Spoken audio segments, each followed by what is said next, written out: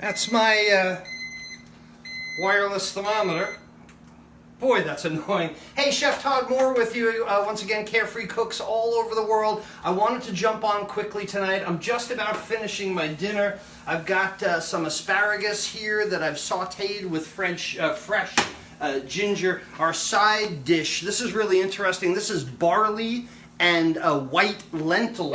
That actually, yes, you can have some, Harry. Actually, what I'm going to do is garnish that with some green onion, because the star of the show today, and the reason that I wanted to get together, is this flank steak here that you heard beeping a minute ago. Of course, we all know in web cooking classes, and anytime you want to quantify your cooking, there's our flank steak. Anytime you want to quantify your cooking, you have to cook by a precise internal temperature. That's the way we do it. But so often I talk about your knife skills as consistency of cut is consistency of cook. It's very important that when you use your knife skills, you cut things consistently so that they cook consistently. But knife skills are equally as important after the item is cooked, so that you have a really nice plate appeal. And what I wanted to show you today with my serrated slicing knife was how I trim a flank steak. And I've taught this in culinary school often.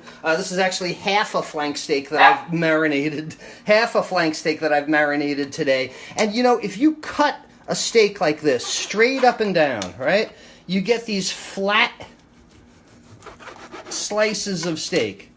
And that, I mean, look at, first of all, it's beautifully cooked, thank you. But that doesn't look very exciting on a plate. This looks like Grandpa's pot roast to me. But when you cut on a bias, so rather than straight up and down with a knife, a slight angle with the knife, and we start making these much longer slices. Now trust me, when I had my catering company, my soy marinated flank steak was one of our best sellers. And I have cut more flank steaks in my lifetime than you really ever want to know about. Hundreds and hundreds and hundreds of them. So, you see that sharp bias that I'm cutting at. If you were to set this on a buffet, which one of those strips is more appetizing to you? Look, you get a little bit of the marinated crust on the top there. This strip is boring. This, on an extreme bias, not straight up and down 90-degree angle, but about a 45-degree angle this way.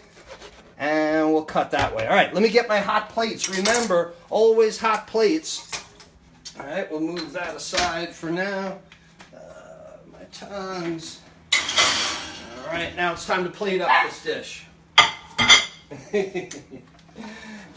Come on back in and I'll show you how we do this. I'm going to start out with my barley and lentils. Excuse me, I need to get a spoon to serve this. Here we go. Barley and white lentils with green onions, scallions, and that's a nice hearty, chewy side dish. Next, asparaguses. Yeah, we've talked about this before, right? What's the plural of asparagus? When we're talking about presentation and plating, here's another thing that I'll do. All the asparagi have got to be lined up the same way, so they look really nice as well. And now, the point I was trying to make, a slice like that is not very good appearance on this plate that otherwise looks great. How about a slice like that? And then a slice like that, and a slice like that. Fanned out in that respect. It looks much nicer. I'll wipe this plate. All right. And here's ultimately what we have. And this is, again, what I'm trying to talk to you about. Knife skills, certainly important for prep before you cook things, but knife skills, important to put a nice presentation, plate presentation together, because of great anticipation by the diner. So, Heather, dinner's ready again. Chef Todd Moore reminding you that there's a method to your cooking success. We'll see you soon. Time to eat.